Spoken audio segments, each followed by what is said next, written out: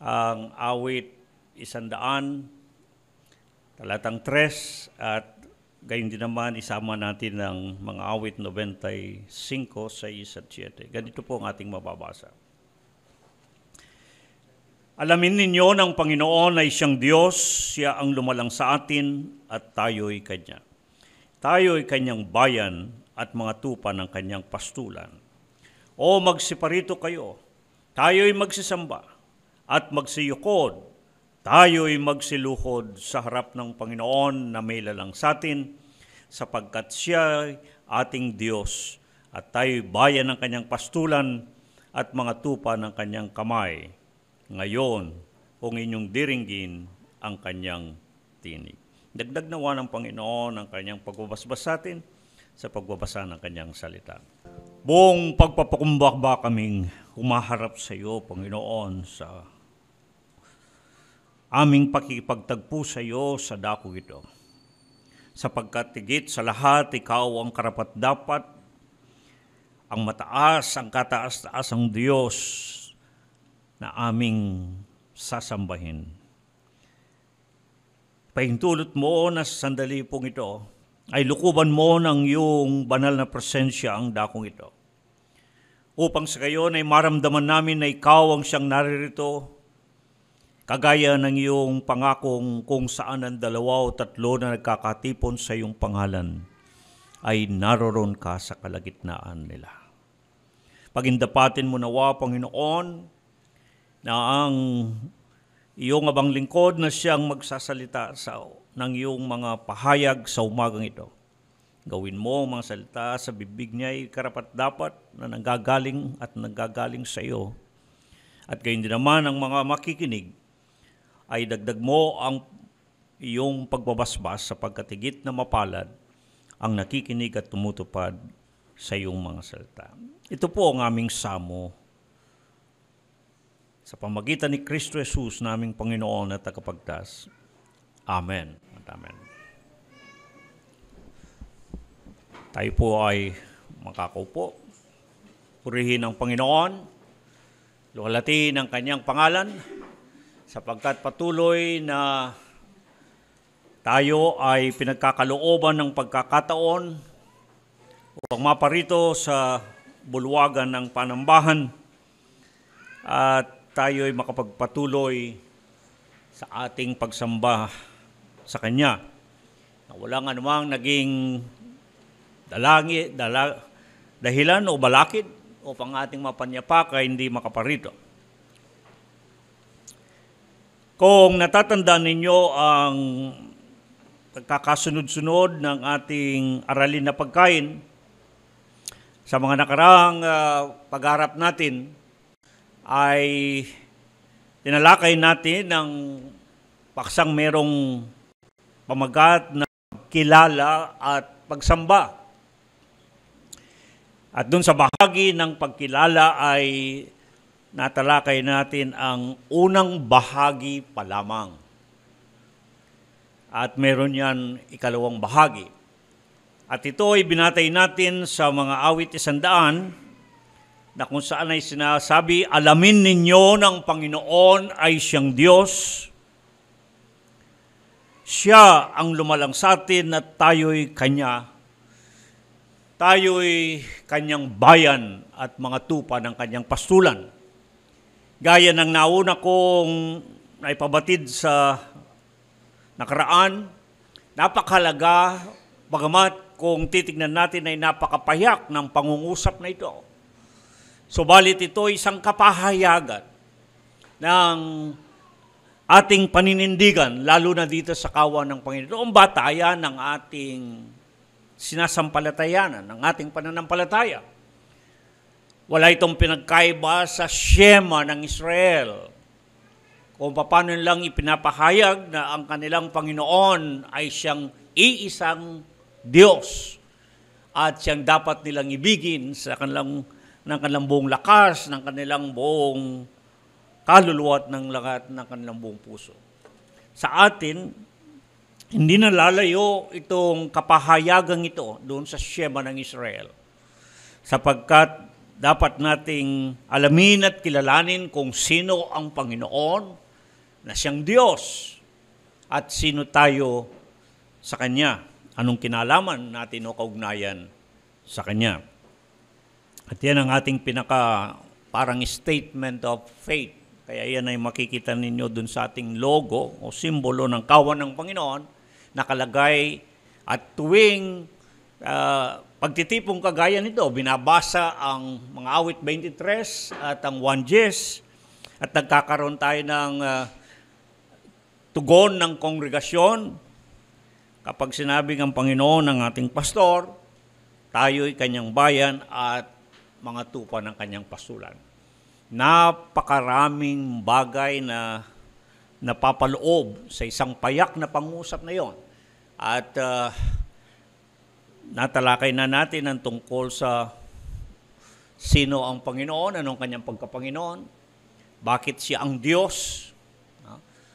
Napakahalagang mga bagay ito na dapat nating malaman sapagkat ito ang magiging batayan ng ating pagkakilala sa Kanya, ng pagkakaroon ng kinalaman o kaugnayan sa Panginoon, ng relasyon sa Panginoon, at dahil dito ay makakagawa tayo ng pagsamba. Maaari nating sabihin na kaya nakasalalay doon sa pagkakilala ang pagsamba sapagkat doon natin mapagkikita ang pagkakaiba. Yung merong mga Panginoon sa buhay, yung mga may kinikilalang Diyos sa buhay nila, sumasamba. Subalit yung walang pagkakilala sa Panginoon, wala silang kaugnayan, wala silang kinalaman sa Panginoon, wala silang Diyos sa buhay nila, ay hindi sila sumasamba. Kaya napakahalaga na ating tinatalakay ang bagay na ito. At bago tayo dumako dun sa ikalawang bahagi ng pagkilala, ay isisingit muna natin dito yung pagsamba sapagkat nung nakaraan ay ating nabanggit ang tungkol na sa pagsamba, ngunit pahapyaw lamang at sisikapin nating ito'y bigyan ng lalong malawig na pagpapaliwanag upang talagang maunawaan natin ano nga ba talaga ang pagsamba. Gaano ang totoo, gaano nating totoo na napapagunawa ito. Gaano katotoo na napakahalaga nito ang pagsamba. Ang pagsagawa ng pagsamba. Dahil yan rin ang magpapatotoo kung bakit tayo nandito at bakit ang iba'y wala dito. Bakit ang mga nananampalataya ay sumasamba? Bakit ang hindi nananampalataya ay hindi sumasamba? Merong paghihiwa ng pagkakaiba, ng paghihiwalay ng kalagayan. At ang pagsagawa ng pagsamba ay totoong napakahalaga. At yan ang aking nais na bigyan muna natin ng pansin at diin sa ating aralin na pagkain sa umagang ito. Pansamantala, upang palaging manariwa at hindi ninyo makalimutan o makaligtaan ang mga bagay na tinatalakay natin sa aralin na pagkain, nandyan sa ating Facebook account ng Kawan ng Panginoon, mayroong mga inilalagay na video na kung saan ay tinatalakay.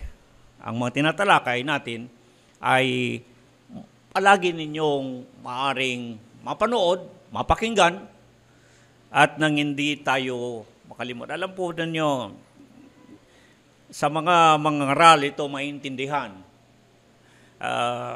Napakahabang panahon ang ginugugol sa pananalangin, sa pagbubulay-bulay, sa pagsasaliksik, sa paghihintay sa Panginoon kung ano ang ibig niyang ipahayag sa kanyang bayan, sa kanyang kawan. At napakahalaga ang mga bagay nito.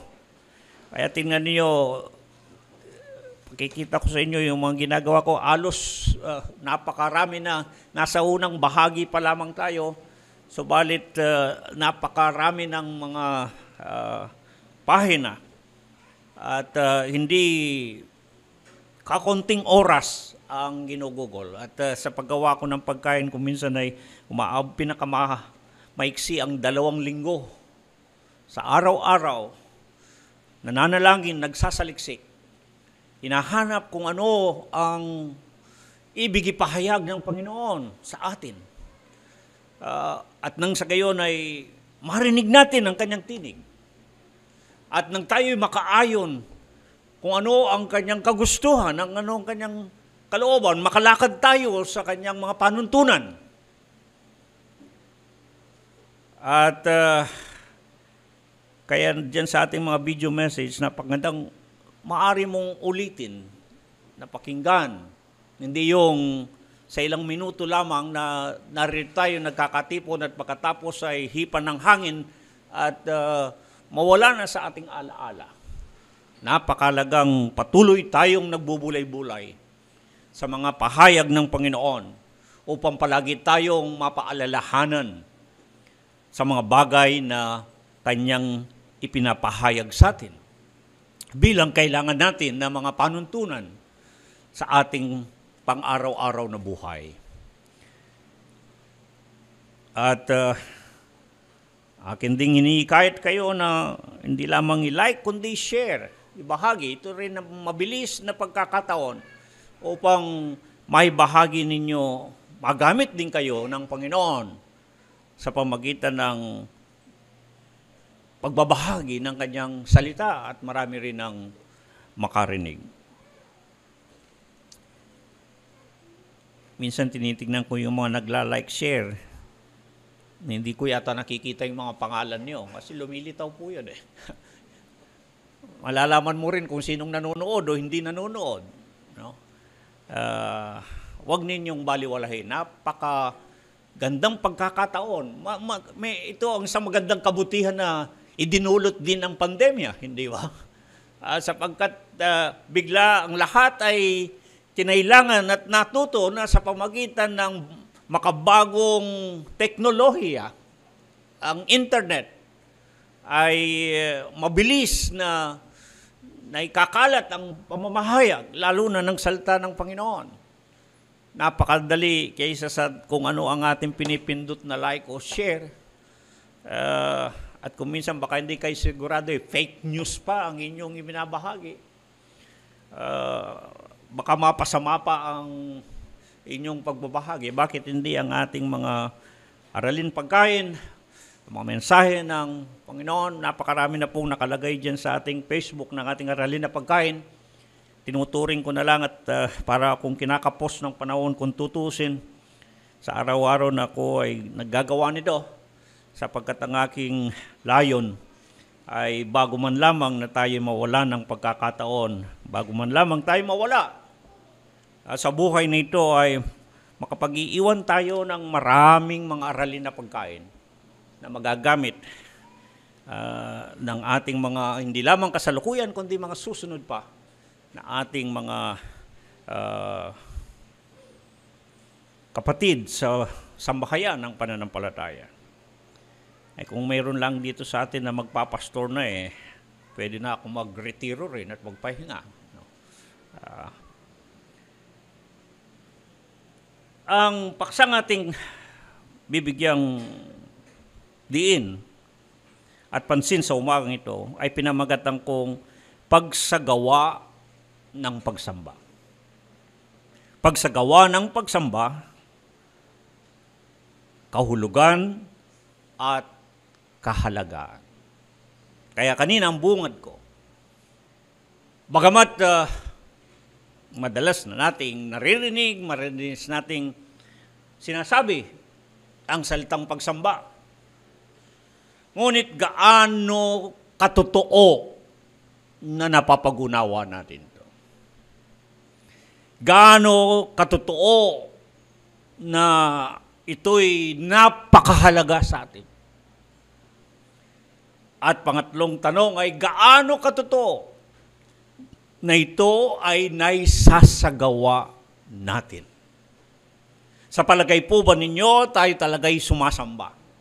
Sa palagay pa ninyo, tayo talagay nakakasamba? Sa palagay ba ninyo ay totoong naisasagawa natin ang pagsamba batay sa pamantayan ng Diyos na nasusulat sa Biblia? Tama ba ang ating ginagawa?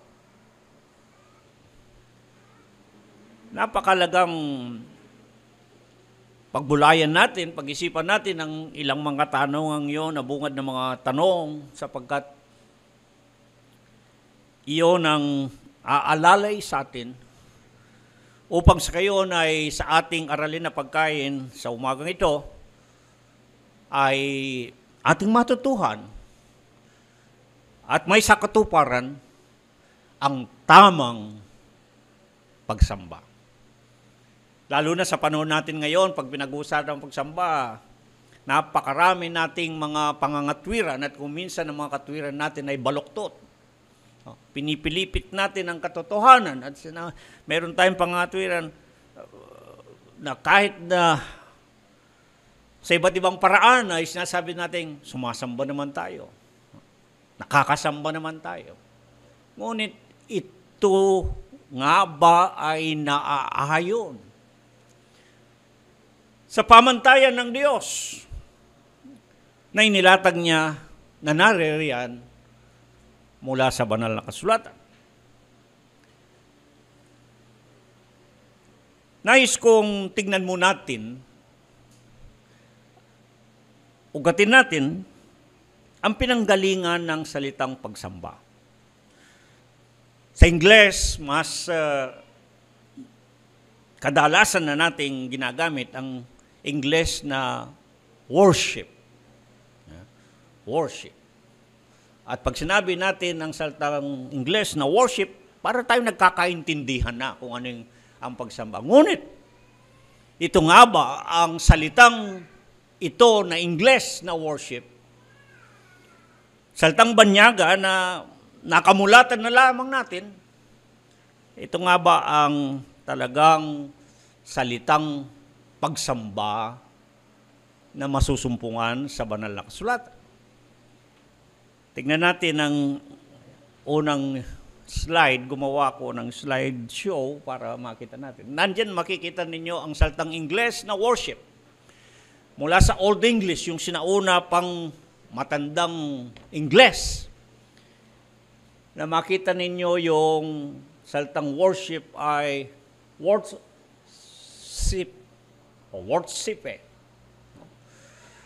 At makikita ninyo dyan ang kinuha yung salitang worth. Doon siya nagugat na kung tatagalogin natin ay mahalaga. Ngunit, noong unang panahon, ang salitang worship sa Ingles ay isang titulo ng respeto.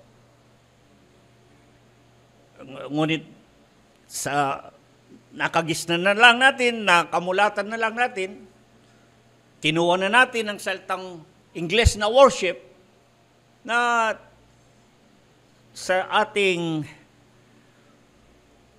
pag-akala, ito ay ang tamang salita ng pagsamba. Ngunit noong unang panahon yan ay kinakabit bilang at ginagamit bilang isang titulo o respeto ng isang paggalang. Tignan natin ang isang halimbawa sa susunod na slide. Slide number 2. At paano kaya kung ganito ang makikita natin na kahulugan ng salitang Ingles na worship? Halimbawa, gumagamit tayo ng mga salitang paggalang at pagsasalang-alang. Halimbawa sa mga bilang titulo o respeto. Lalo na sa mga namumuno. Kaya meron tayong ginagamit sa English na honorable. The honorable mayor. the Honorable Barangay Chairman, pati nga kagawad, honorable na rin. No? Lahat honorable na lahat. Kagalang-galang ang titulo ng respeto na binibigay natin. Kung minsan naririnig natin yung sa Presidente, His Excellency, Your Excellency. Parang yung sinasabi na, ikaw nakataas-taasan. No? Ikaw ang yung kabunyian. No? Isang mga titulo ng respeto. Ngunit alam ba ninyo, nung unang panahon, yung salitang worship ay ganun din. Sa lumang Ingles, ang katumbas ng kagalang-galang na honorable, tinawag natin, honorable mayor. Kagalang-galang na alkalde, punong bayan. Pero sa sinauna ang ginagamit yung salitang worship. Pwede mong sabihin ngayon na worship the mayor, ang kagalang-galang na mayor. Pag sasabihin, thank you, your worship, mayor. Your worship. Your honorable. Your honors. Isipin ninyo, yan pala ang pinanggalingan ng salitang worship sa Ingles. Buti na lang, hindi natin ginagamit yung salitang worship sa na titulo ng respeto sa ating mga namumuno, hindi ba? Halimbawa, barangay chairman, kagawad, at ang kanyang kagawad, di sasabihin natin sa barangay captain natin, your worship, chairman. Your worship, kagawad. Pati sa mayor, your worship, mayor. Aba, pang nagkaroon tayo ng maraming Diyos. Ano bang huli, lahat sila wino-worship. Lahat sila parang sinasamba. Yun ang Tagalog ng salitang worship, sinasamba. Ay di kung tatagalogin na, o ikaw na sinasambang mayor, o ikaw na sinasambang chairman. Aba, parang hindi yata maganda sa pandinig kung tutuusin. Hindi po ba? Dahil dapat ang salitang pagsamba, alam natin, at walang pag-aalinlangan, at walang pagtatalo-talo, ay ikinakabit lang natin o ginagamit patungkol sa Diyos. Hindi po ba ganon? Bagamat maraming salita sa Biblia na mamaya titingnan natin, minsan ginagamit din ang mga salitang ito patungkol sa tao, at may mga patungkol sa Diyos, ngunit sa atin na mga mananampalataya. At marahil, yan ang dahilan kung bakit napakalaga na talagang ating ugatin ang tamang salita ng pagsamba sa Biblia. Upang hindi ang lalabas ay hindi tayo basta sumasamba kang inuman, kundi ang pagsamba ay iniuukol lamang sa Panginoong Diyos. Bago tayo tumungo sa tamang salita ng pagsamba, merong mga ilang mga salita sa Biblia at alam natin na lalo na sa unang tipan ay nasulat sa wikang Hebreo at ang ikalawang tipan ay nasulat sa Grego. Mahalagang ugatin natin ang mga pinamagulang salita ng salitang pagsamba upang sa gayon ay mapagunawa natin at may sasagawa natin ng makatotohanan. Yung sinabi ng Panginoon na nung natatanda ninyo, nung nakaharap niya ang babaeng Samaritana at pumasok ang usapin tungkol sa pagsamba, lalo na kung saan sasamba. Mangyari, ang mga Hudyo sa Jerusalem sumasamba, nandun ang templo ng Diyos. Itong mga Samaritano, yan ay mga Hudyo rin pero mga mistiso. Hindi na sila yung purong Hudyo. Kaya nagkaroon ng paghihiwalay, doon sila sa Samaria, sumasamba. Kaya pumasok ang tanungan na, saan ba dapat sasamba? Sa Jerusalem ba? O Samaria? Sa mga kapatid, ang pinag-uusapan ay isang templo, isang dako, isang lugar kung saan maaring may sagawa ang pagsamba sa Diyos. Ngunit ang sabi ng Panginoon, naintindihan natin yan sa 1:4, Ang sabi niya, ang hinahanap ng Diyos, ang sasamba sa Kanya, ay sasamba sa Espiritu at katotohanan. Anong ibig sabihin? Nasasamba sa Espiritu at katotohanan. Nangangulugan na hindi ang pinag-uusapan ang bulwagan ng panambahan ng templo o dako, kundi yung sasamba. Saan man siya, sasamba. Ang higit na pinag-uusapan ay gagawin niya, isasagawa niya ang pagsamba sa Espiritu at katotohanan. Tsaka ako'y paliliwanag yan bandang huli, sa ibang, hindi ngayon, bandang huli, kung anong ibig sabihin yan. Ngunit, ang ipinakikita roon, na atin munang pagbabatayan, sa makatwid na pakalaga kung tayo'y magsasagawa ng pagsamba, magagawa natin dapat ito na makatotohanan. Na makatotohanan. Paano natin gagawin makatotohanan ng pagsamba kung ni mismong salitang pagsamba hindi natin napapagunawa? Di po ba? Kaya, napakalagang ugatin natin. May mga maraming salita sa wikang Hebreo, ngunit ang mga salitang ito ay hindi tungkol sa pagsamba. Ito'y mga salita ring ginagamit at madalas, at banggitin ko lamang ilan, napakarami po nito pero ilan lang babanggitin ko, yung mga saltang barak, yung saltang gool, yung saltang halal, yung saltang ranan, yung saltang toda, yung saltang yada, yung sa mga saltang samar, yung salitang karar, ang dami niyan, nagan, kahit na mahigit siguro 10 salita sa wikang Hebreo. Pero ang lahat na ito ay tumutukoy sa pagpuri, tumutukoy sa pagluwalhati, tumutukoy sa paghiyaw, pagsigaw, tumutukoy sa pagsasayaw, tumutukoy sa pagtataas ng kamay, tumutukoy sa pagpakpak ng kamay, at marami pa.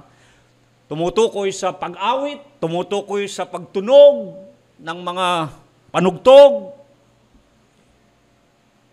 Ngunit alam ba ninyo, pag sinuri ninyo lahat ng talatang iyon, hindi ko lang maibibigay ngayon, napakaba, pero minsan bibigyan ko kayo ng listahan lahat niyan, ng mga talatang yan, ng mga salitang yan.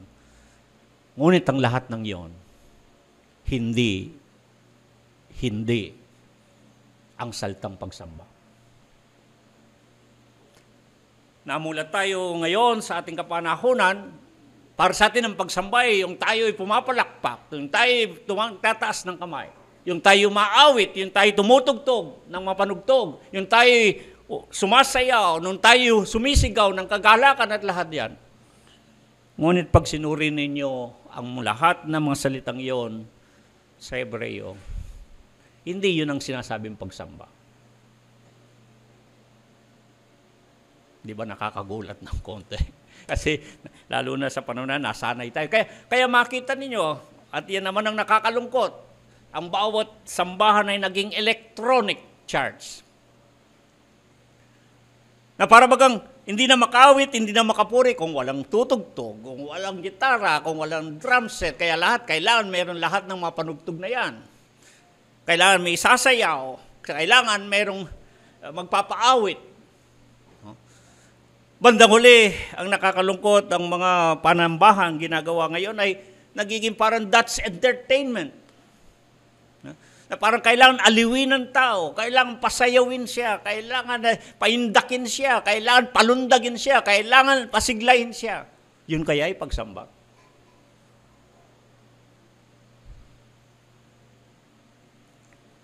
Bagamat ang mga salitang aking binanggit, tulad sabi ko, para hindi tayo haba at mas madali ninyong maintindihan kapag inilista ko lahat yan, pati ang mga talata, nakatumbas niyan, hindi yan ang salitang pagsamba sa Biblia. Hindi yan. Ibig sabihin, kahit na ikaw ay umaawit, kahit na ikaw pumapalakpak, kahit na ikaw ay umiindak, kahit na ikaw sumisigaw, kahit na ikaw tumutugtog, hindi nangangahulugang ikaw ay sumasamba. Hindi naman nangangulugan na yun ay walang kabuluhan. Hindi. Kasi yun ay mga pagpupuri. Pinapupurihan natin ng Panginoon. Niluluwalhati natin ng Panginoon. Pinahinihiyawan natin, pinapalakpakan natin. Ating itinatas sa ating mga kamay upang ipakita na siya ang nakakataas. Siya ang dapat, karapat-dapat na tumanggap ng karangalan. Lahat yun. Ginagawa tama rin naman ang mga yun. Ngunit, hindi yun ang pagsamba na tinutukoy sa Biblia. Hindi yun ang pagsamba. Sa wikang Grego, may mga iba't ibang mga salita rin na tinutumbas sa ikalawang tipan ng mga salitang pagsamba. Nandyan yung salitang agalyaw, nandyan ang salitang sebomai, nandyan ang mga salitang letro. Ngunit hindi rin yan ang salita pang pagsamba. Hindi yan. Merong dalawang salita na sinasabi ng mga manunuri na halos ito ang 80% na tamang salita na ginagamit sa Biblia. O kadalas ang ginagamit sa Biblia. Pag binasa ninyo ang Biblia at kapag inyong nabasa ang salitang pagsamba, ang talagang ginagamit na salita mula sa Hebreo at sa salitang Grego ay yung salitang shaka at yung salitang proskuneo. Yan ang mga tamang salitang katumbas talaga ng salitang pagsamba.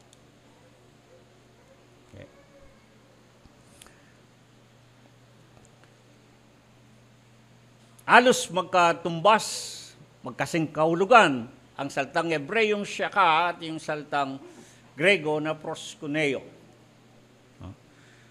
Dahil hindi naman natin tatalakayin ang salitang Grego muna, mas magandang talakayin natin ang shaka, ang Hebreyo, sapagkat kakaiba ang wikang Hebreyo, kagaya ng mga naipapakita ko na kung paanong inilalarawan na kaagad kung ano ang ibig sabihin ng salita sapagkat ito ay mga larawang salita. Ngunit ang Grego ay kakaiba at nagkataon, alam naman natin ang salitang Grego pagkatapos ay nahaluan ng sa mga panahon ng mga Romano at lahat, kaya pati mga salitang pagano ay nagkasama. Hindi halimbawa yung salitang proskuneo, ang ibig sabihin niyan mula sa dalawang salitang pros at yung salitang koneo. Yung salitang pros ay ibig sabihin ay towards, no? Sa harap o paharap, papunta sa harap. Yun namang koneo, ang ibig sabihin ay halikan, to kiss, no? Kaya yung mga sumasambang noong unang panahon na ipapakita nila ang kanilang pagsamba, ang kanilang debosyon, sa kung sino mang sinasamba nila, anong ginagawa nila? Hinahalikan nila. Di ba? Kagaya namang ginagawa ng mga ibang reliyon, yung mga imahe nila, hinahalikan nila. Pagpapakita na pagkilala, paggalang, pagsaalang-alang, o maging ng pagsamba. Kasi yan ang ginagawa noong unang panahon, maging ng pagano, yung kanilang kamay ay dinadampi sa kanilang labi at pagkatapos ay iniuunat, no? Hinahalikan, parang nagpapahalik. Sa bakit tayo mga Pilipino din, di ba meron tayong parang flying kiss, di ba? Na tinatawag natin kapag gusto nating ipadama yung pagmamahal natin sa tao, dinadampi natin kamay sa labi pagkatapos. Parang nagpa-flying kiss tayo, pinadadama natin yung ating paghalik, yung ating pag-ibig, yung ating pagmamahal.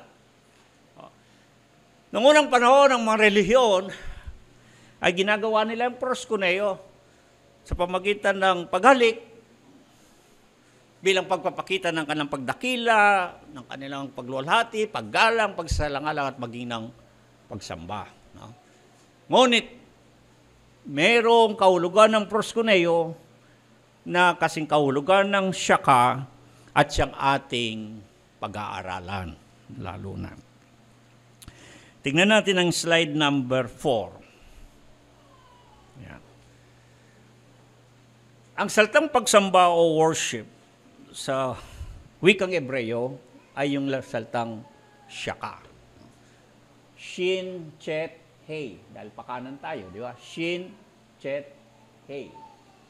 At nandun sa kabilang dulo yung mga katumbas ng mga sinauna na pinanggalingan at yung mga kasunod na makabagong pagsusulat ng mga titik at wikang Hebreo.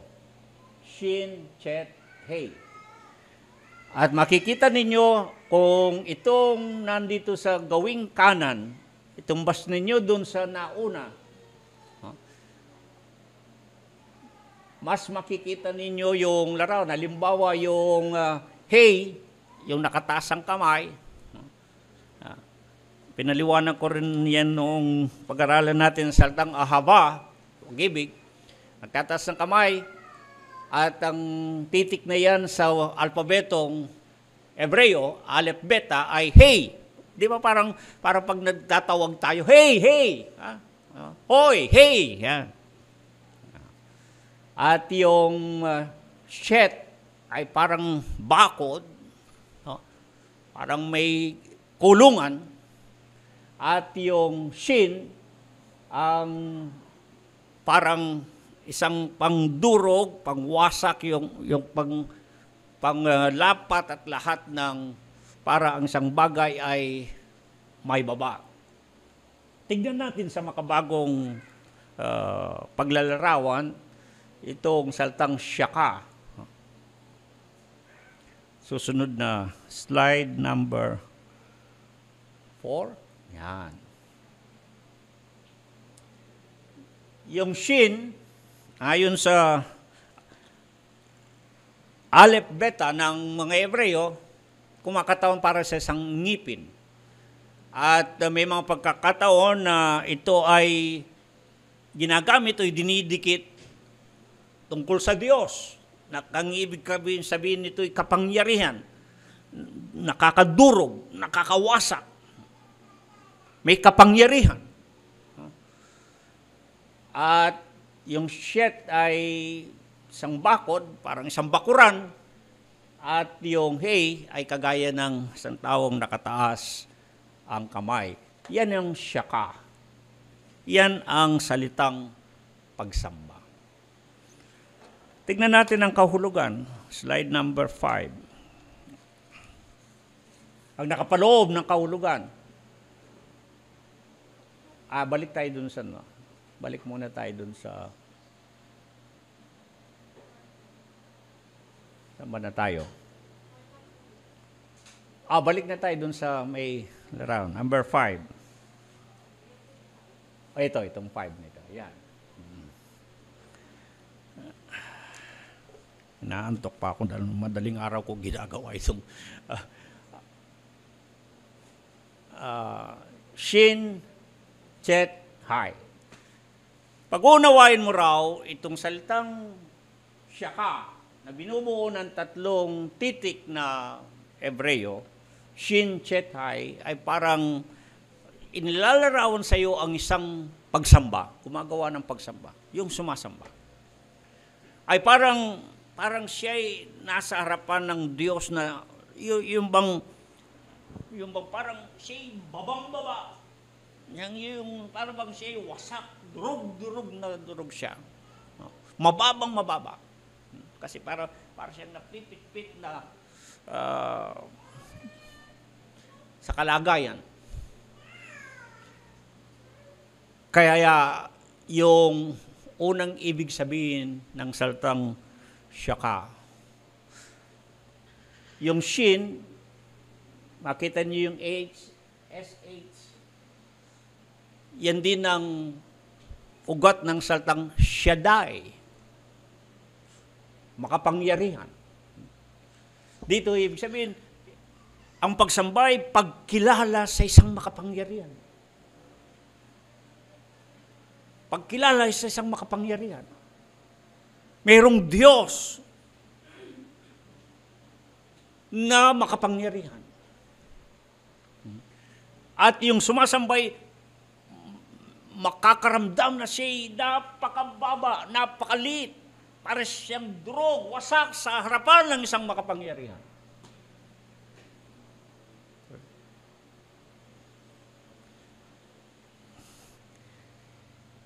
At yung sa pagsamba at gumagawa ng pagsamba, para kang pumapasok sa isang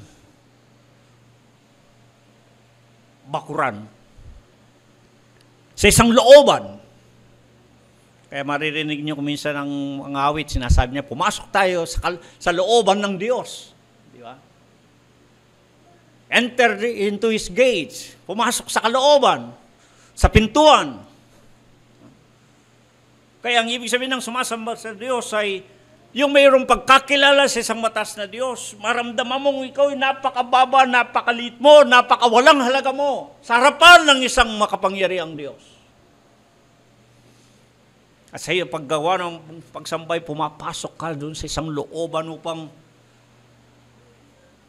naroon kayo sa isang kulungan na mararamdaman mo ang pakikipagkaisa mo sa Diyos at ang Diyos na pakikipagkaisa sa iyo. Parang isa siyang kwarto ang pinasok mo na ikaw at ang Diyos ang magtatagpo. Ay, nakita naman yun sa panahon natin na bakit ang mga tao nagpupunta sa mga bahay-sambahan, sa mga bulwagan ng panambahan, para ba sila'y pumasok sa looban ng Diyos upang pumasok ba sila na ang maramdaman nila, ang pakitunguhan nila, at maranasan nila at maramdaman ay ang Panginoon. Karamihan pupunta sa mga bahay panambahan, parang nagpa-passion show. Di ba? Kasi gusto maipakita ang kanyang kagandahan, ang kanyang karilagan, ang kanyang kayamanan, ang kanyang kayabangan at lahat na yan. At pupunta sa bahay-sambahan para sinong katatagpuin? Hindi ang Diyos. Sinong gustong makita? Sinong gustong makatagpo? Nakikita ninyo? Sa larawang ito, dapat ang sasamba, ang magsasagawa ng sasamba, sa kanyang pagsambay, maramdaman niyang ang kataasan ng Diyos, ang kalakasan ng Diyos, ang kapangyarihan ng Diyos, ang kalwalatian ng Diyos. Parang kagaya ni Isaias, sa kabanatang 6, ang propeta nung pumasok siya sa templo ng Diyos, anong nangyari? Nakita niya ang kataasan ng Diyos, ang kadakilaan, ang kalwalatian ng Diyos na nakaluklok sa kaitaasan.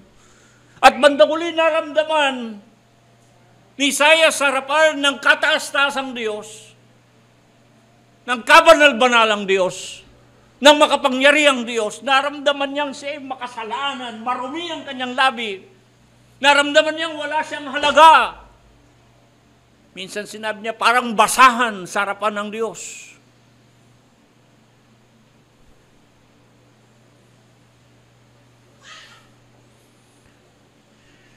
Maging ang kabutihan ng katwiran ng tao ay parang basang-basa, parang maruming basahan, ang sabi niya, sa harapan ng Diyos. Parang naramdaman niya, wala akong kwenta, wala akong halaga. Sa harapan ng Diyos. Ngunit ang pagsambay, pagpasok sa presensya ng Panginoon, para kang makukubkob ng presensya ng Diyos. Mararamdaman mo na ang katagpo mo ay ang Diyos. At yung A, parang naglalarawang tumitingin ka, umaasa ka sa Diyos. Para kang may nasang tatanggapin mula sa Diyos.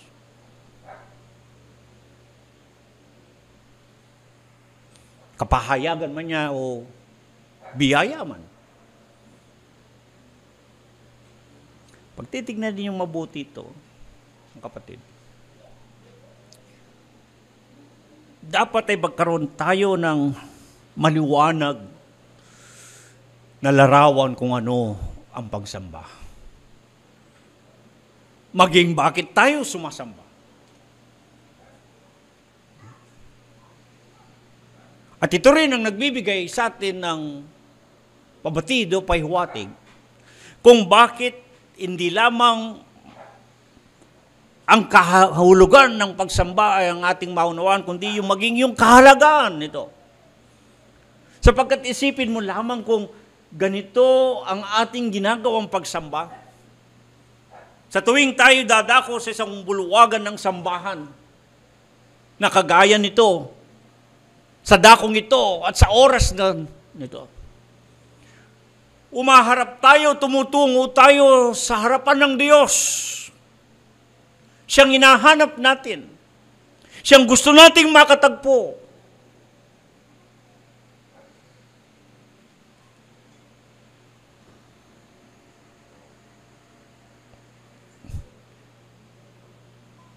At nagtitiwala at makakaasa tayo na tayo tatanggap ng mabubuting bagay mula sa Kanya. Kung ganito ang pagsamba, siya ka, bakit hindi tayo maiengganyo na sasamba? Bakit hindi tayo magagalak na sasamba? Bakit hindi tayo mahihikayat upang tumungo sa pagsamba? Makakatagpo mo ang Panginoon, makakasalo mo, mararanasan mo ang Kanyang pagkupkop, madadama mo ang Kanyang pakikipagkaisa. Yung iba, parang walang halaga kasi hindi nila naunawaan ang pagsamba, ang siyaka. Parang pagsasayang ng oras.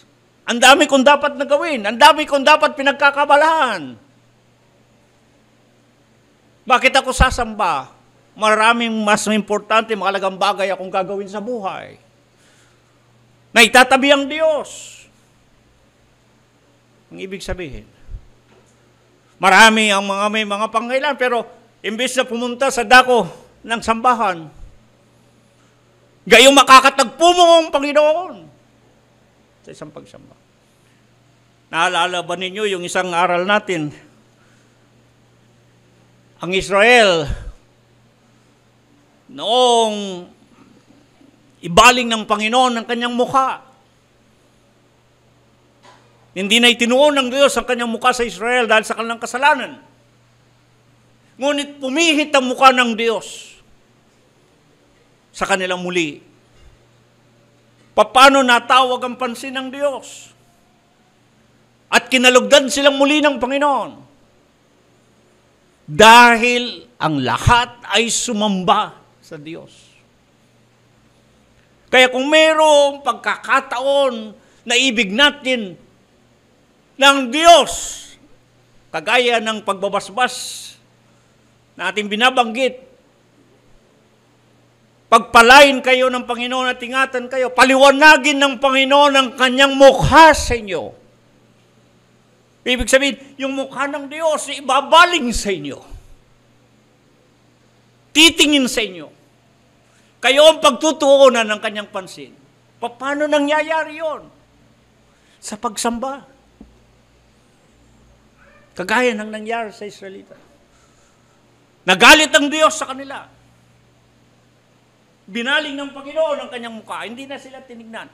Hindi na pinaliwanag ang kanyang mukha sa kanila. Ibinaling laban sa kanila. Pero nung sila'y sumamba, hinirap muli ng Diyos ang kanyang mukha sa kanila. Hindi po magandang karanasan yun? Anong pagkakataon ang gusto natin upang madama natin muli ang presensya ng Panginoon sa buhay natin? Upang makatagpo natin ang Diyos? Upang ang mukha ng Diyos, tayong kanyang tignan, tayong kanyang kalugdan. Ano man ang ating kalagayan. Ang iba kapag mabigat ang katawan, masama ang pakiramdam, tinatamad, maraming alala na ayaw nilang sumamba. Ayaw mo bang maranasan ang presensya ng Panginoon?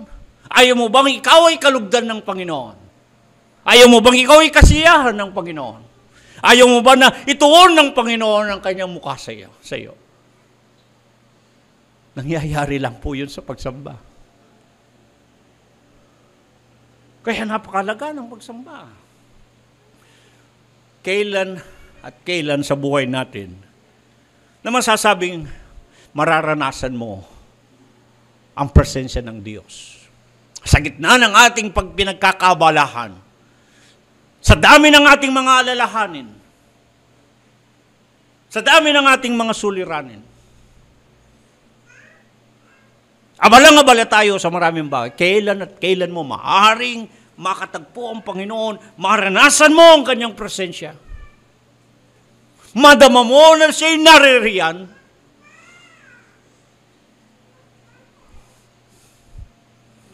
Sa pagsamba. Kapag tayo, kagaya sa araw nito, sa dakong ito, tinatabi natin ang lahat. Iniiwan natin ang lahat. Dahil narito tayo upang gusto natin makatagpo ang Panginoon. Upang minsan pa'y maranasan natin sa isang linggong singkad na batbat ng hirap at sakit ang buhay. Maraming mga nangagulumihanan, maraming mga nangasinsay, maraming mga nangabigatan, maraming nangagkulangan. Kaya pagdating ng araw ng gantong pakikipagtagpo sa Panginoon, ay upang muli maranasan natin ang pagyakap ng Panginoon, ang pagkukup ng Panginoon, ang pagpapalakas ng Panginoon. At upang muli nating matamo ang kanyang pagkasi, ang kanyang kasiyahan, ang kanyang kaluguran sa atin. Upang muli naway biyayaan tayo ng Diyos ng panibagong kanyang kagandahang loob.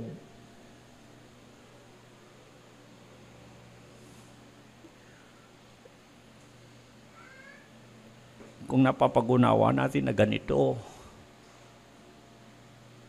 ang kahalagahan, ang kagandahan, ang kabutihan ng pagsamba. Dapat nga, minsan ay meron tayong aralin na pagkain, hinango ko rin sa mga awit ni David. May ginamit na salita, di ba? Sabi niya, "Oh, hali kayo! Come!" Sabi. Nung inugat natin ang saltang Ebreo noon, ano ang katumbas sa saltang Tagalog? Magmadali kayo! Magunahan tayo! Sa pagpunta sa bahay ng Panginoon. Magmadali kayo! Magunahan tayo! Bakit kapag merong mamimigay ng ayuda rin, nag-uunahan, nagsisiksikan, nagtutulakan, dahil may ayuda. Mga minamal ko, mga kapatid, kung gusto natin ang biyaya ng Diyos,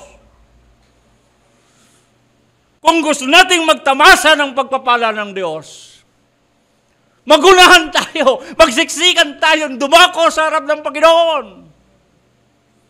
And we lost our mind. Parang nawalan tayo, naging mangmang tayo sa buhay. Kung alam natin ang Panginoon, ang sibol ng lahat ng biyaya at pinagmumulan ng lahat ng pagpapala. Kung siya'y mamumudmud ng kanyang biyaya, dapat magtulakan tayo, magsiksikan para mauna ka makakuha. Pero para tayong nagiging mangmang. Parang nawawalan tayo ng kalaman. Di ba natin naunawaan yun?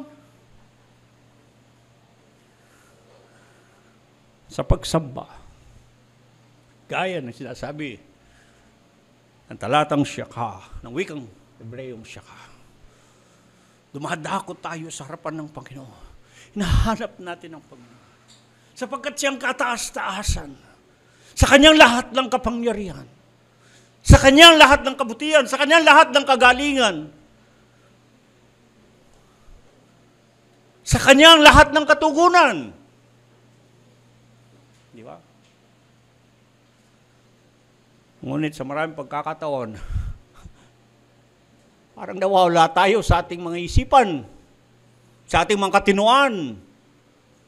Gusto ba natin ng katugunan sa ating mga kailangan? Gusto ba natin na tayo makadama ng biyaya ng Diyos? Gusto ba natin na tayo kalugdan ng Panginoon, kasiyahan niya?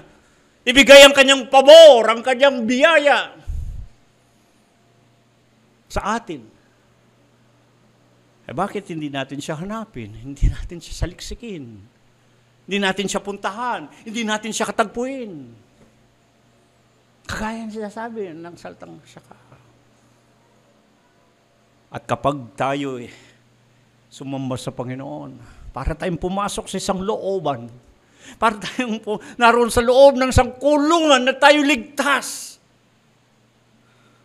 Nandun ang paglingap ng Panginoon, nandun ang kanyang pagyakap, nandun ang kanyang pakikipagtagpo, yung kanyang pakikisama.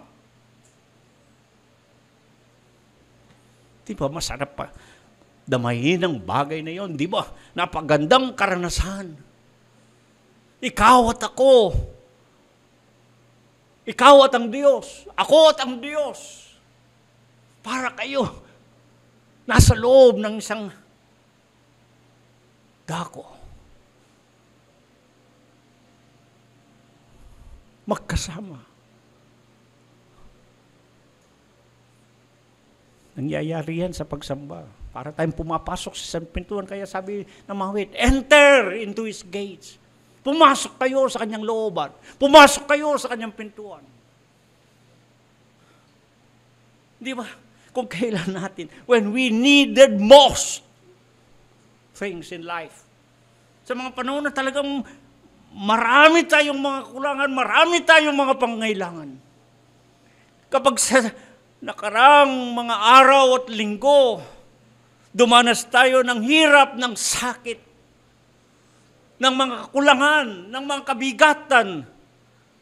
Hindi ba napakasarap na tumungo tayo, pumasok tayo sa looban ng Diyos upang katagpuin tayo ng Panginoon.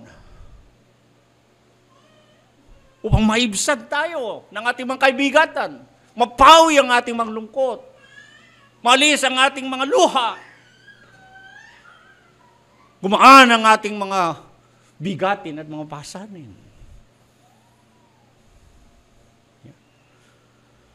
O mas pinipili natin maglibang sandali, makakalimot lamang.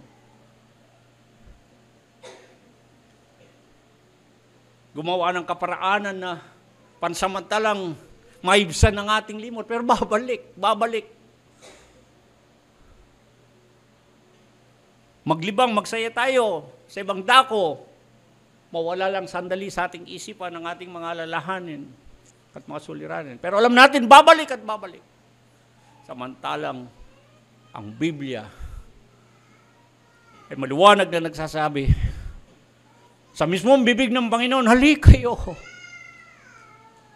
Halik kayo, kayong lahat ng mga nakabibigat ang luha. At bibigyan ko kayo ng kapahingan. Anong sinasabi pa ng mga salita ng mga apostol sa Biblia? Ilagak ninyo ang inyong mga pasan sa kanyang harapan. Sapagkat siya may muna. Hindi ba? Napakagandang karanasan na bago tayo naparito sa dakong ito, saan tayo nanggaling? Anong mga pinanggalingan natin? Anong mga kabigatan meron tayo sa mga nakarang araw? Anong mga kalungkutan? Ano mga suliranin, pasanin na meron tayong dala-dala? Ano yung ating mga panlulumo? Ano yung ating mga lungkot? Ano yung mga dinaman nating mga sakit at mga hirap? Lumapit kayo. Ang sabi ng sumulat sa Hebreo, na may lakas ng loob at kalayaan, dalhin sa Panginoon, sa kanyang harapan ang lahat ng mga bagay nito. Hindi mas masarap na danasin Pagkatapos ng pagsambay, makakangiti tayo.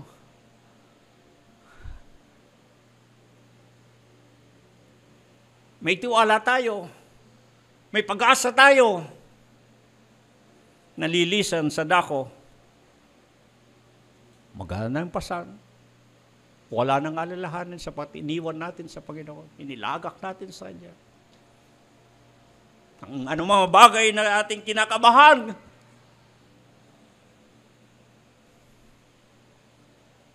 pinapalitan ng Panginoon ng kapayapaan.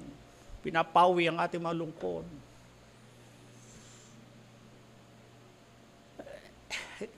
Kailan at saan mga mararanasan yan? Sa pagsamba. Sa pagsamba. Kaya napakahalaga ng pagsamba.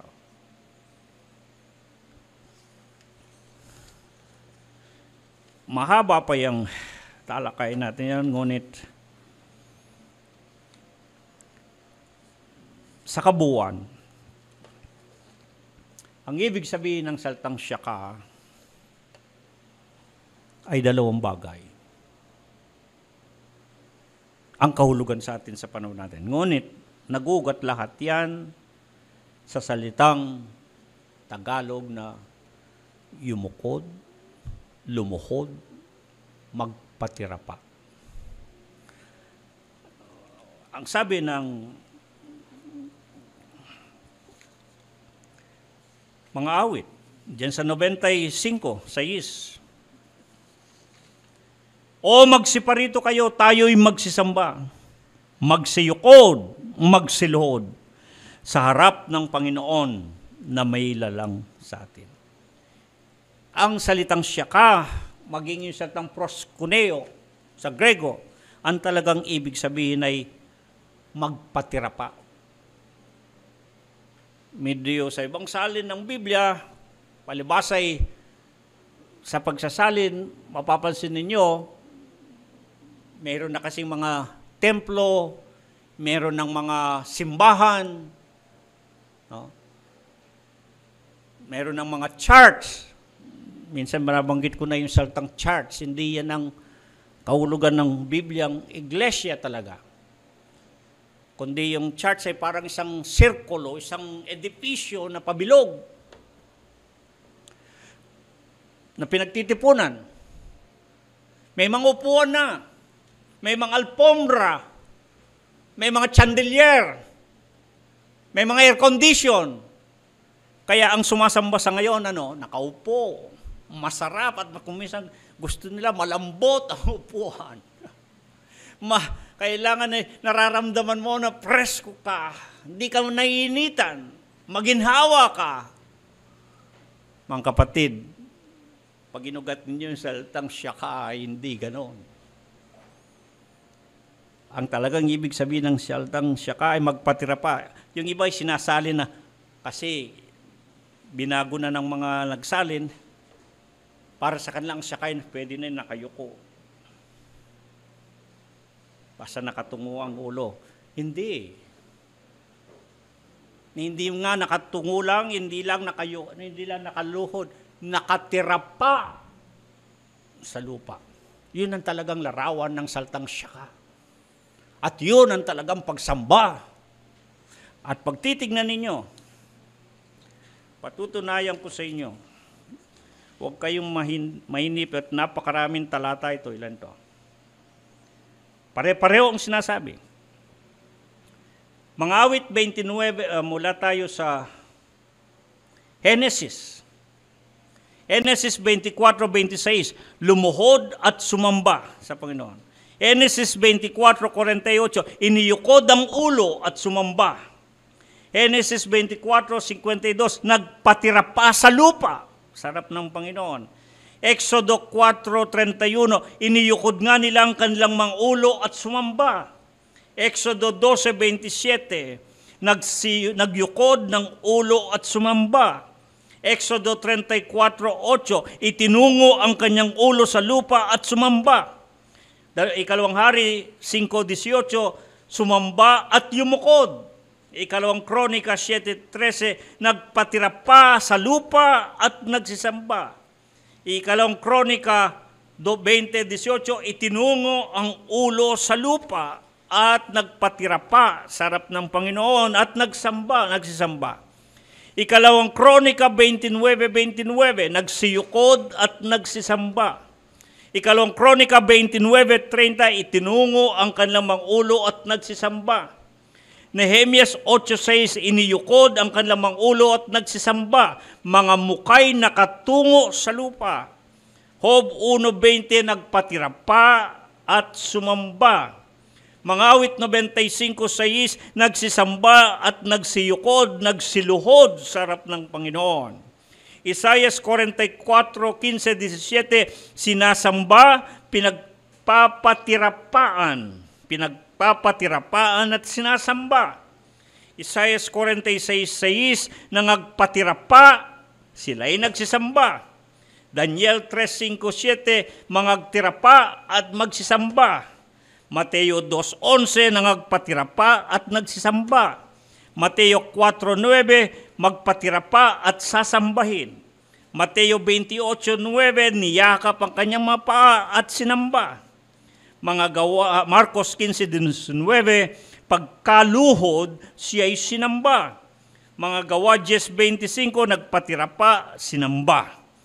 Unang Korinto 14:27, nagtira pa at sasamba. Apokalipsis 3:9, pasasambahin sa harap ng mga paa, nagtira pa, nagsisamba. Apokalipsis 7:11, nagtira pa, nagsisamba sa Diyos. Apokalipsis 19:4, nagtira pa, nagsisamba. Apokalipsis 19:10, nagpatira pa upang sambahin. Apokalipsis 22:8-9, nagpatira pa upang sumamba. Anong mapapansin ninyo?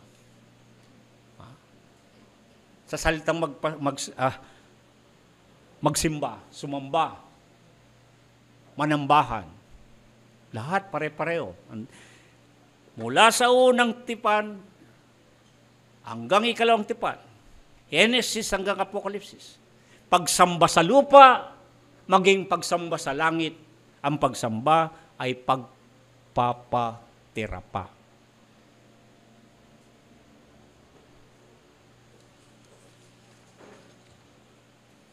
Sa panahon natin ngayon, paano nila ginagawa ang sumasamba? Nakatayo ang tao, pero ang siyaka, ang pagsamba, nakatira pa sa lupa. Nakita niyo malaking pagkakaiba, mga kapatid? Kaya sa palagay niyo, sumasamba tayo? Nakagis na natin, nakatayo, nakataas ang ulo, unat ang mga kamay, umiindak, sumasayaw, umaawit, tumutuwa. Anong pinagagawa natin?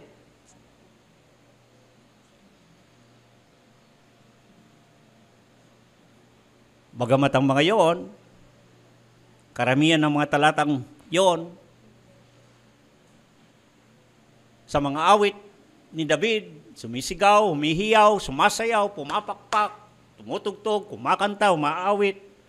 Mga pagpupuri yon, pagluwalhati sa Panginoon. Walang pinagtatalunan doon. Ngunit kung ang pagsamba ang pinag-uusapan, ang tamang pagsamba, batay dito sa lahat ng mga talata ito, ay nagpapatira pa sa lupa. Hindi man basta yumuyuko, hindi basta lumuluhod lang. Kasi po sa pagsasalin, pinag-aralan ko, bakit ganun kasi sa pagsasalin? Yung kasi mga nagsalin, kahit pa paano, binago na ng konti. Kasi yung mga nagsalin, lalo na yung mga Ingles,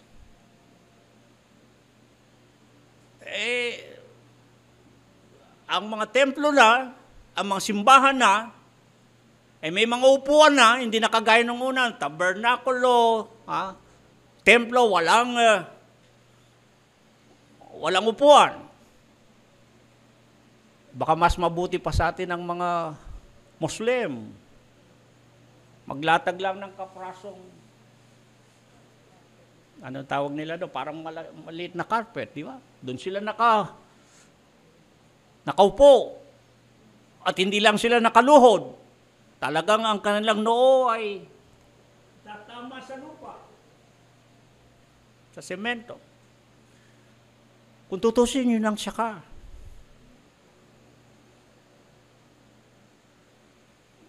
Tayo, may makupuan na.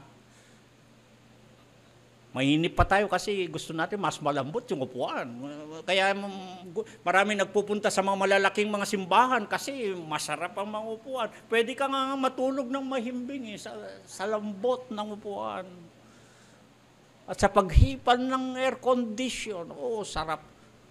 Kung hindi ka nakapagpapahinga sa bahay, masarap ka. Mahimbing ka. Ang sarap ng tugtugan, ng awitan.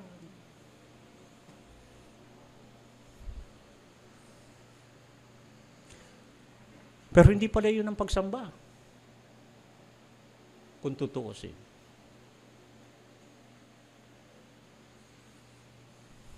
Ngayon, tulad ng sabi ko, hindi pa tapos ito.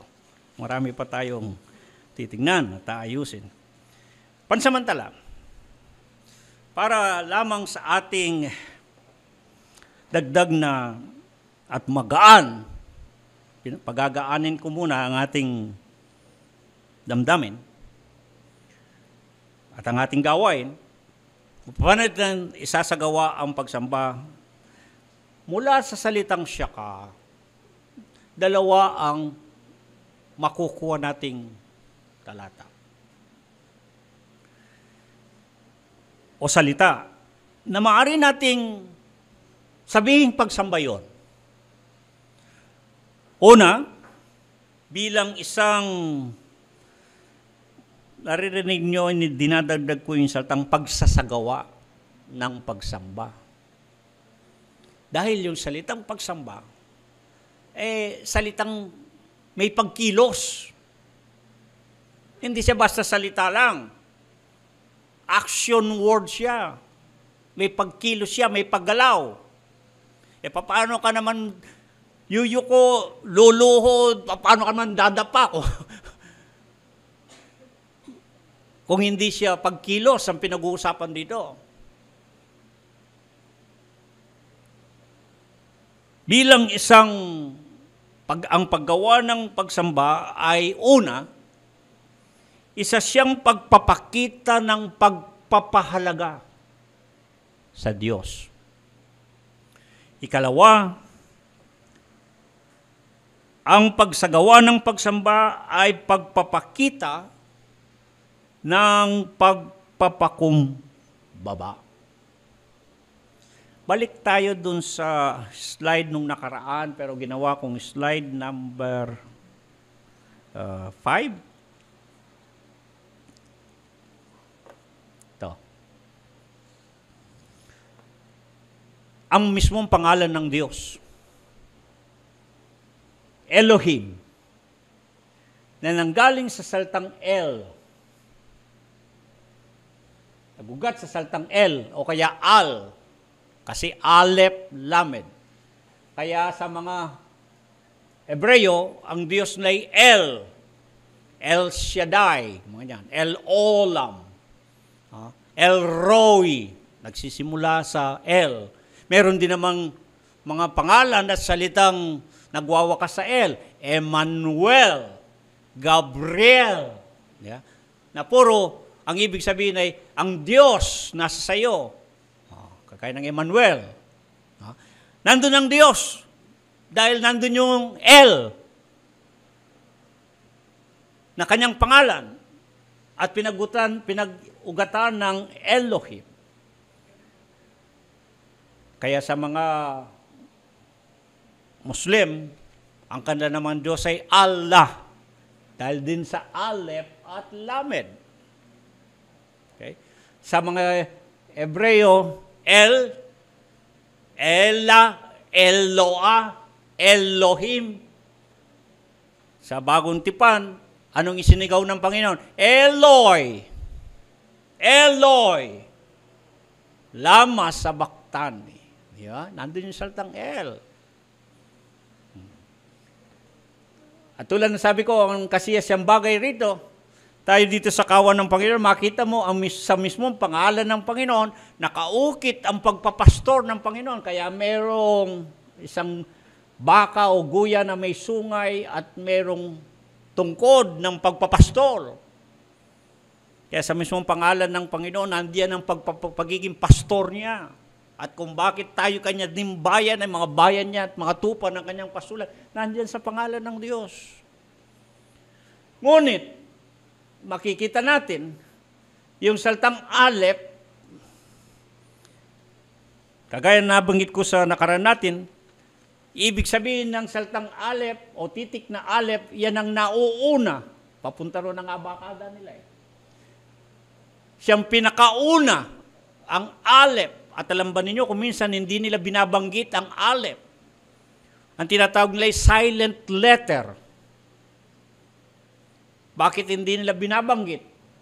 Kasi tumutukoy siya sa Diyos na siyang nauuna, na siyang inuuna. At yung kanilang bibig, nag-iingat. Dahil katumbas yun ng pangalan ng Diyos. Kaya, sa Bagong Tipan, Alpha, una. Omega, ang wakas. Aleph at Tav, sa Hebreo. A at Ya, sa abakadang Pilipino. Ang pangalan ng Diyos ay Aleph, ang unang titik, siya ang nauuna. Siya ang inuuna.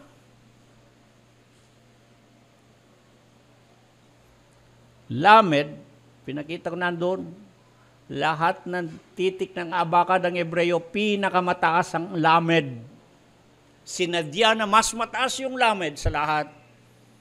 At kasama ng pangalan ng Diyos sa El, nang ibig sabihin siyang pinakamataas ang Diyos. At siyang nasa gitna. Nagpapahiwatig na siya ang pinakamahalaga. Yan ang Diyos.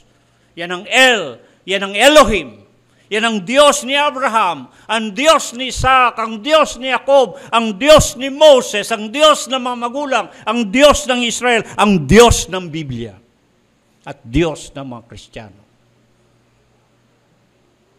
Kung naintindihan natin yan, sa pangalan pala ng Diyos, nakakabit, nakaukit ang pagsamba. Siya'y sasambahin, siya'y kinakailangan sambahin. Dapat tayo'y sumamba.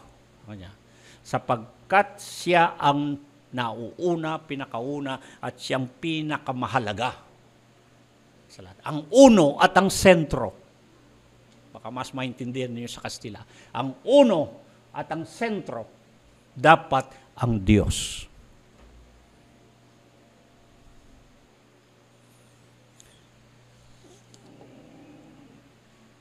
Doon mag-uugat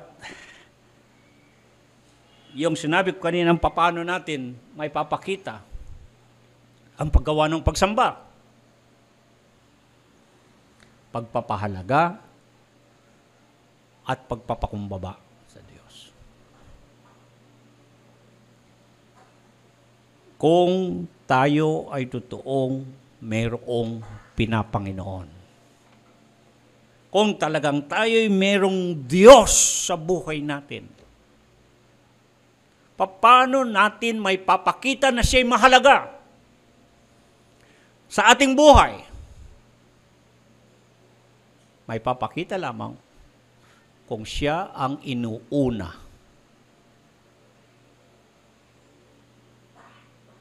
At kung siya ang pinakagitna, pinakamahalaga sa buhay. Kung tutusin, pwede mong dagdagan. Hindi lang siyang pinakauna, hindi lang siyang pinakagitna, siya pa rin ang pinakawakas, ang uli, ng lahat sa buhay natin. Mga kapatid, ganito ba ang ating pagkakilala sa Diyos? sa ating Panginoon, sa buhay natin? Gaano katotoo na meron tayong Diyos? Meron tayong Elohim, Diyos, Deus. O ano man ang salitang katumbas. Naipapakita ba natin yon sapagkat naiuna natin ang Diyos? O nahuli, naisasantabi? Nawawalang bahala? Nasanay tayo sa mga pangatwirang iminulat sa atin na naunawa naman ako ng Diyos. Yeah. Pag iniuli natin ng Diyos, tinabi natin sa sulok. Inilagay natin sa likuran natin. Inuna natin ang atin sarili, ang mga bagay sa atin sarili. May dagdag tayong pangatwir. Maintindihan naman ako ng Diyos. Maling-maling. Maling-mali, maling-mali na kaisipan, mga kapatid. Ang Diyos ay Aleph.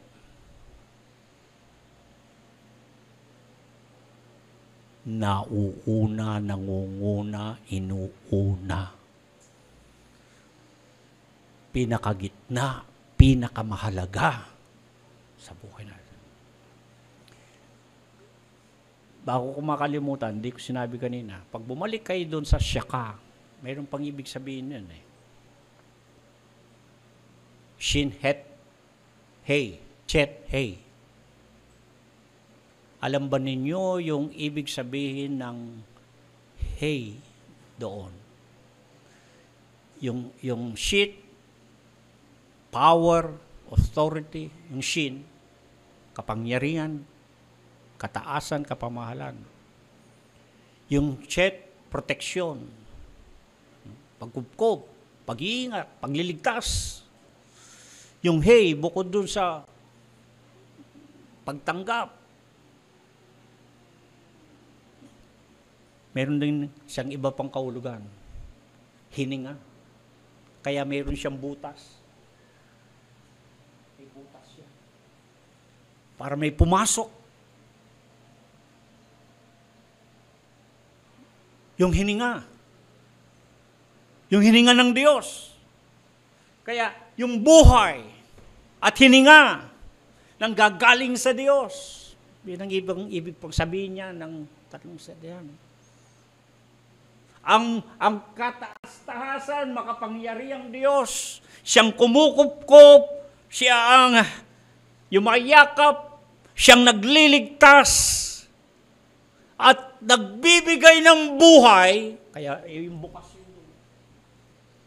Papasok ang buhay, tatanggapin ang hininga, at ang lahat ng mga bagay galing sa Diyos.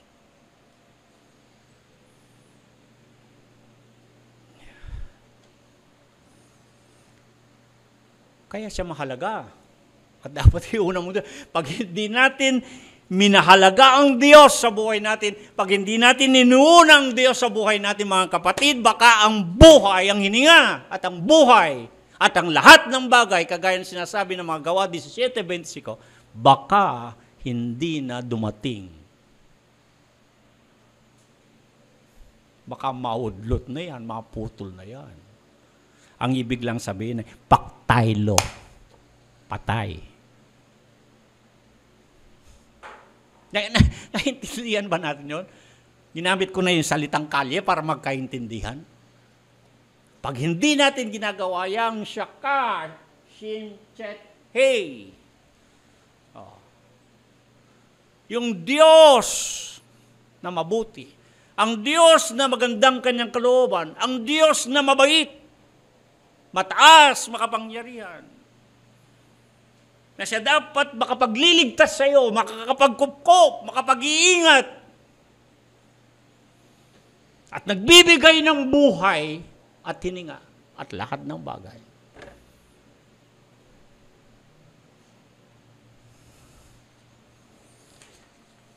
Pag wala na tayo, parang tayo'y wala nang silbi. Ayaw na natin sumamba, hindi natin gustong pagsamba. Mga kapatid, baka hindi na darating yung buhay na yan, at ang hiningang yan, at lahat ng Dahil, kagaya naman binanggit ko sa nakarang aralin natin, sa Apocalypse 4, ano ang dahilan kung bakit ang tao'y nilalang? Bakit nilalang ng Diyos ang lahat ng bagay? Para sa kanyang kaluguran, para sa kanyang kasiyahan, para sa kanyang kalooban. Kapag yon ay hindi na nagawa ng tao, hindi na niya malulugod ang Diyos. Hindi na masisiyan ng Diyos sa kanya. Ano sa palagay niyo ang gagawin ng Diyos sa taong gayon? Wala nang silbi. Wala nang halaga, wala nang kwenta yan. Yang nilalang na yan. Pag kinuha ang hininga ng buhay, babalik ang tao sa alabok kung saan siya nanggaling. Kaya habang buhay tayo, kinakailangan natin ang pagsamba, ang sumamba, ang manambahan. Pag wala na tayong silbi, hindi na natin magawa yan. Natatandaan niyo yung sinabi ng Panginoon. Nagsisisigaw sila sa harapan niya, kami anak ni Abraham. At anong sagot ng Panginoon? Kahit sa mga batong ito, makakagawa ang Diyos ng anak ni Abraham.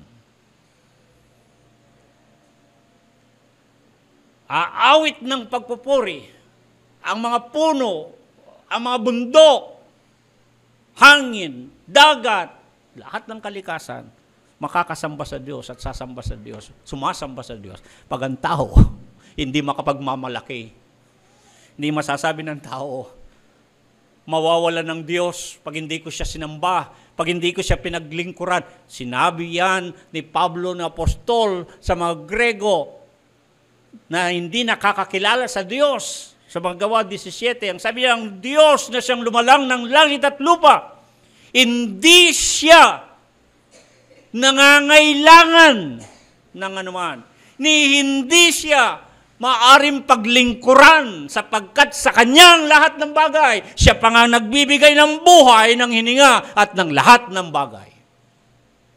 Anong ibig sabihin ni Apostol Pablo? Hindi makapagmamalaki ang tao na parang pag hindi ka makasamba sa Diyos, malulungkot ang Diyos. Pag hindi ka makasamba sa Diyos, ang Diyos mawawalan. Pag hindi nakasamba sa Diyos, hindi ka sumama. Ang Diyos ay, mga kapatid, hindi ang Diyos ang apektado. Tayo, na tao na hindi sasamba, hindi nananambahan, hindi sumasamba, tayo ang maapektuhan. Hindi ang Diyos. Dahil kahit sa bato, sisigaw, pupuri, magagawa ng Diyos. Pag wala ng taong pupuri sa Kanya, wala ng taong luluwalhati, wala ng taong sisimba sa Kanya, mananamba sa Kanya, mga bituhin, mga tanglaw, mga bagay sa kalawakan, mga karagatan, mga kabundukan, lahat ng nilalangan nung sabi ni David, lahat yan makapagpupuri sa Panginoon. Hindi siya. Kaya, sino tayong magmamalaki? At yan ang ikalawang sinasabi ng Siyaka, bilang pagpapakita ng pagpapahalaga at ng pagpapakumbaba. Napakaraming talata, mga awit 38, 6, Jeremias 5:31, Ezekiel 7:24, Amos 6:8, Santiago 4:6, Unang Pedro 5:5, at dami pa niyan, na ang kinayayamutan ng Diyos, ang kinapopootan niya, ang kinagagalit niya, ang isinusumpa niya, alam ba ninyo kung ano? Yung mayabang, yung hambog, yung panalo.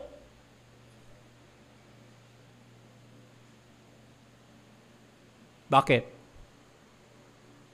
Siya lang ang pinakamataas eh. Kung ang tao mas mayabang sa Diyos, ang tao mas palalo kaysa sa Diyos, ang tao mas mayabang kaysa sa Diyos, kaya ko ito. Hindi ko kailangan ng Diyos sa buhay ko.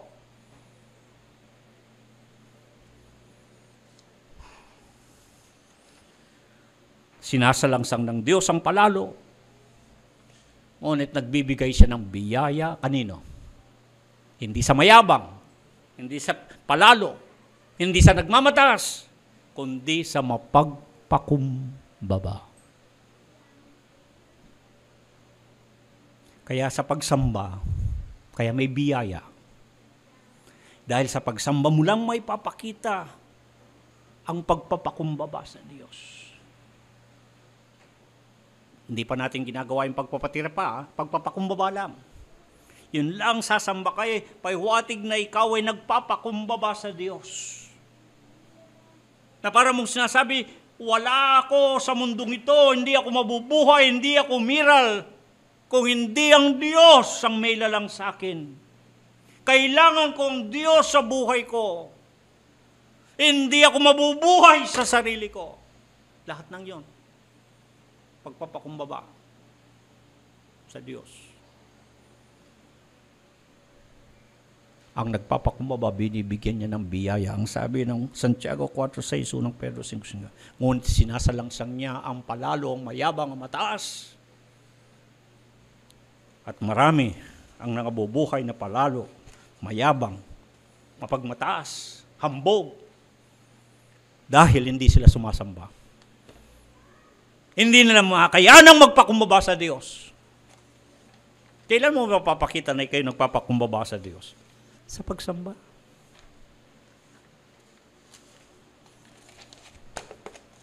Sa pagsamba. Mga minamahal ko mga kapatid,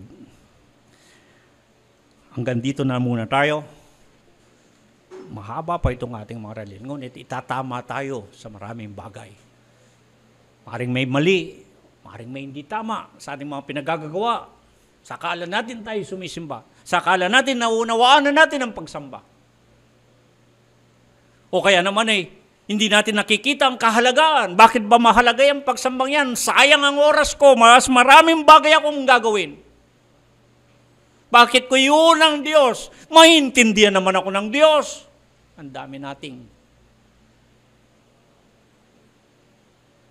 pagmamatuwid, ngunit puro baluktot at hindi tama.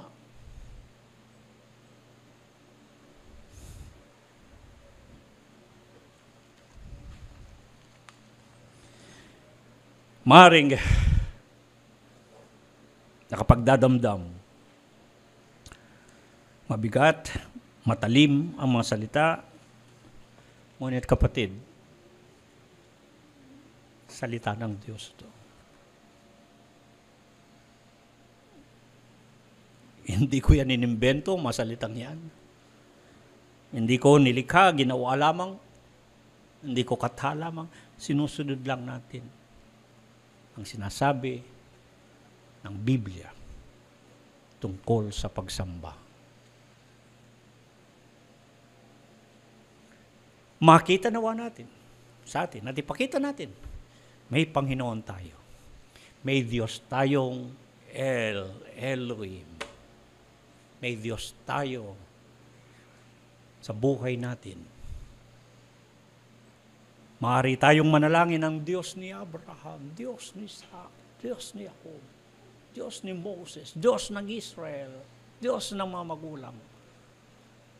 Diyos na ay atin ding Diyos. Ngunit may papakita lamang yan sa tamang pagsamba. Tayo pong lahat ay tumayo.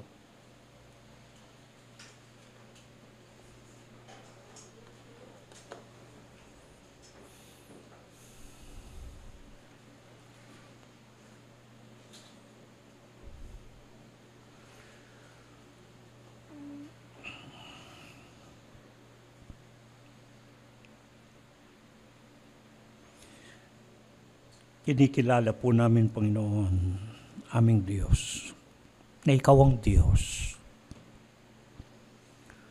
ang mataas at malakas, ang kataas-taasan at makapangyarihan. Ikaw ang Panginoon na siyang Diyos na may lalang sa amin, hindi kami sa aming mga sarili.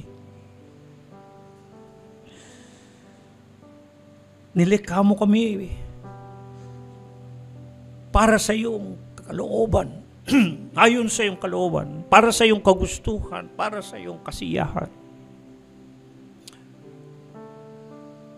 Marapat kaming sumamba sa iyo.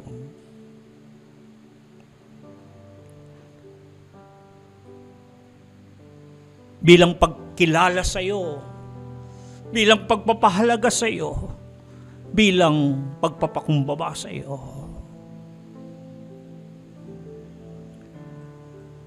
Patawarin mo kami, aming Panginoon.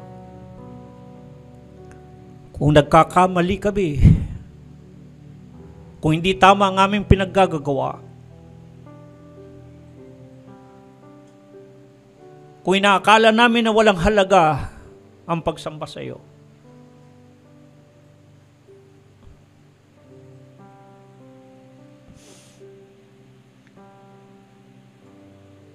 huwag mo nawang ibaling ang iyong mukha laban sa amin, kundi paliwanagin mo ang iyong mukha sa amin. Pakindapatin mo kami sa iyo. Marapatin mo, Panginoon,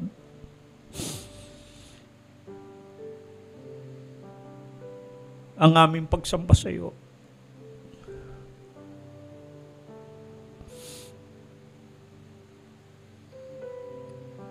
Salamat po sa pagtutuwid mo sa amin upang maayos namin ang aming mga buhay, upang makatugma kami kung ano ang iyong kalooban at kagustuhan. At tumalima kami sa iyong mga panuntunan, lumakad kami sa iyong daan, ayon sa iyong mga salita.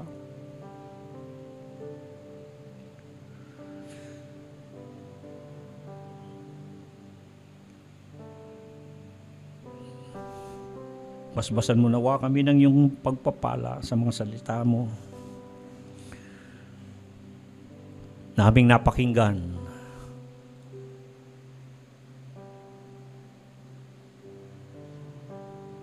Madinig nawa namin ang iyong tinig upang kami sumunod sa mga ito.